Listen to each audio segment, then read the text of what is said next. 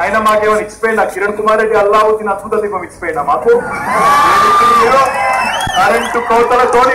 Current కోతలతోని అల్లాడుతున్న రాష్ట్రాన్ని మాకు ఇచ్చిపోతే మొట్టమొదటిసారి 30 ఏళ్లలో కరెంటు కోతలు లేని ఎండాకాలాన్ని తిరిగి హైదరాబాద్ ప్రజలకు పరిచయం చేసిన ఘనత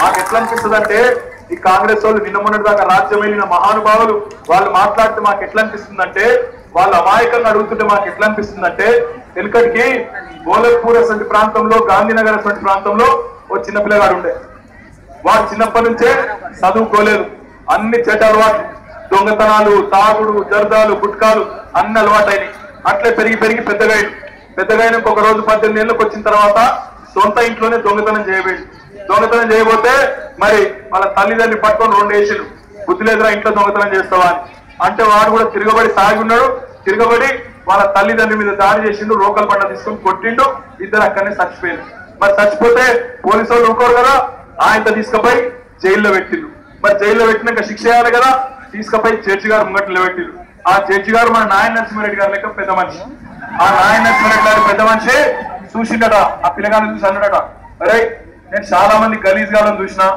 చాలా మంది లక్కోడ్ గాలను చూసినా కానీ నీలాంటి దరిద్రుడిని అయితే చూడలేదురా సొంత తల్లిదండ్రినే చంపిన దరిద్రుడా నీకేం శిక్ష చేస్తే బాగుంటుందో చెప్పరా అన్నాడట వాడు 2 శైలు కట్టుకొని వినయంగా అప్పటిదాకా రుబాబు నిలబడ్డాడు వినయంగా అయ్యా నేను తల్లిదండ్రి లేని అనాథలు సార్ నన్ను ఇచ్చిపెట్టండి సార్ అన్నాడు మా కాంగ్రెస్ బీజేపీ తెలుగుదేశం వాళ్ళ కథ కూడా కట్టలే ఉంది నిన్న అమ్మన్నారు దాకా ఎవరున్నారు మీరు కాదా మళ్ళీ ఇలా మళ్ళీ మీరే వచ్చి ఇది ఇట్లెందుకుంది అది అట్లెందుకుందంటే మరి మీరేం చేసిండ్రు గుడ్డి గుర్రాలకు పందుతో మీరు అధికారం ఉన్నప్పుడు మా లచ్చన్న ఉన్నాడు ఇక్కడ మా లచ్చన్న ముషిరాబాద్ ఎమ్మెల్యే నేను లచ్చన్న అంట లచ్చన్న నేను అడుగుతున్నా బీజేపీ కోట ఎవరు బాగా అడుగుతున్నావు గాంధీనగర్ గల్లీ అడుగుతున్నా లచ్చన్న ఈ రోజే నీ కేంద్ర ప్రభుత్వం లిస్టు విడుదల చేసింది లచ్చన్న ఈ రోజే లిస్టు రిలీజ్ అయింది 20 స్మార్ట్ సిటీస్ డిసైడ్ చేసింది కేంద్ర ప్రభుత్వం భారతదేశంలో 20 స్మార్ట్ సిటీస్ ఎంపిక చేసింది ఆంధ్రప్రదేశ్ కు 2 ఇచ్చింది వైజాగ్ కాకినాడ తెలంగాణకి ఎన్ని ఇచ్చింది ఎరికేనా గుండు 0 ఎందుకే వేయాలన్నా లచ్చన్న మీ బీజేపీ కోటు నేను అడుగుతున్నా లక్ష్మణ్ గారిని అన్నా ఎందుకు వేయాలని కోటు గాంధీనగర్ లో మిమ్మల్ని అందరిని అడుగుతున్నా భారతదేశ ప్రధానమంత్రి ఎవరు ఆయన పేరేంటి భారత ప్రధానమంత్రి ఎవరు ఆయన మోడీని ఎవరైనా చూసిందా ఇక్కడ ఎప్పుడన్నా వచ్చిందా హైదరాబాద్ కు తెలంగాణ గడ్డ మీద కాలు మోపిండా ముఖం చూపెట్టిండా మా లచ్చన ఏం ముఖం పెట్టుకుని ఓట్లాడుతున్నాడు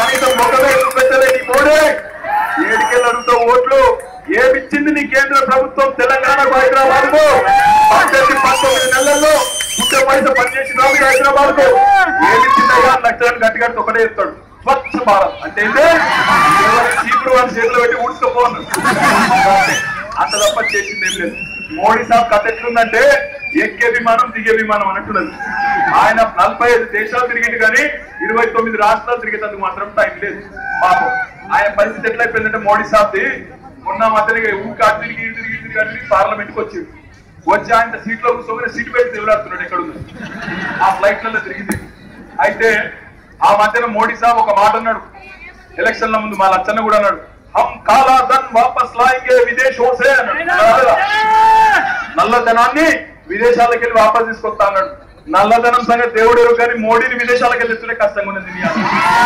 వస్తలేరు అందుకే నేను అడుగుతా ఉన్నా ఈ రోజు బీజేపీని కాంగ్రెస్ ని టీడీపీని అయ్యా మీరు ఇన్ని రోజులు అధికారాన్ని అనుభవించి చేసిందేమీ లేక మళ్ళొచ్చి రోజు ఏమంటున్నారు మీరు మాకే గుద్దండి అంటున్నా ఇన్ని రోజులు మీరు వాళ్ళ గుద్దిరు వాళ్ళు మిమ్మల్ని గుద్ది ఇడిచిపెట్టిరు నేను ఈ రోజు మిమ్మల్ని ఒకటే అడుగుతున్నా మళ్ళా బీజేపీకి ఓట్లేసి టీడీపీకి ఓట్లేసి కాంగ్రెస్ కి ఓట్లేసి గుద్దించుకుంటారో లేదా గులాబీని ముద్దించుకుంటారో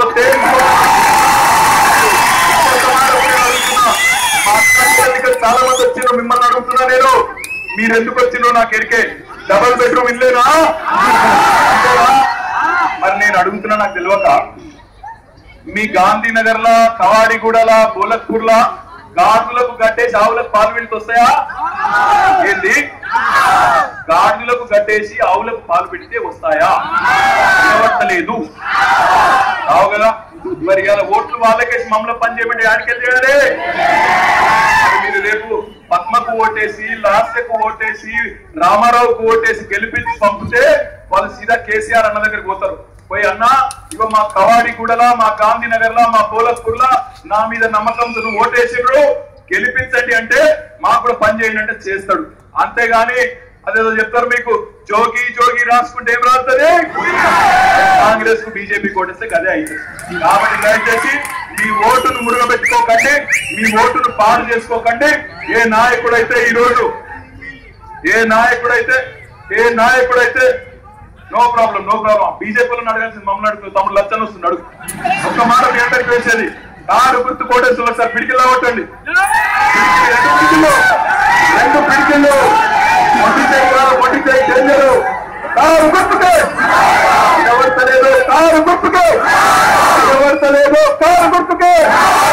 केसीआर गारी नायकत्व। जितने भी बहन और भाई यहाँ पे हैं, आप तमाम से मैं एक ही गुजारिश करता हूँ, आप सभी से एक ही गुजारिश है, आपने शहर हैदराबाद पे हर किसी को मौका दिया, आपने मजलिस को मौका दिया, आपने कांग्रेस को मौका दिया, हर किसी को आपने मौका दिया। अगर वो लोग सही तरह से काम करते आज हैदराबाद में नौबत नहीं आती। आज हैदराबाद की हाल कैसा है? ऊपर शेरवानी अंदर परेशानी वाला हालचाल है। आज हम बीजेपी के जैसे, मजलिस के जैसे मजहब के नाम पे सियासत नहीं करते, हम लोगों को तोड़ने में फोड़ने में यकीन नहीं रखते। हम आपसे एक ही गुजारिश करते हैं, हम सबको साथ ले जाने में यकीन रखते हैं। कभी मखदूम मोइनुद्दीन ने कहा था, हयात लेके चलो, कायनात लेके चलो, चले तो चलो, सारे जमाने को साथ लेके चलो। ऐसे सकते हैं जो सारे जमाने को साथ लेके चलने में यकीन रखते हैं। तो हमारे भाइयों से बहनों से गुजारिश है, कार के निशान पे वोट दीजिए। 5 साल में हम ऐसे तरक्की कर दिखाएंगे, आपको मुतमईन करेंगे और 5 साल के बाद आपको आपके पास वापस आएंगे। जय तेलंगाना। సోదరులు సమీన్ అహ్మద్ గారు, మొహమ్మద్ జునైద్ గారు, दोनों को भी वेलकम। जय तेलंगाना। Thank you. कार गुर्तुके, कार गुर्तुके, कार गुर्तुके। जय तेलंगाना, जय तेलंगाना। Thank you. నాకు ఇంకొక మీటింగ్ ఉన్నది, దయచేసి పోనీయండి, దయచేసి। Thank you.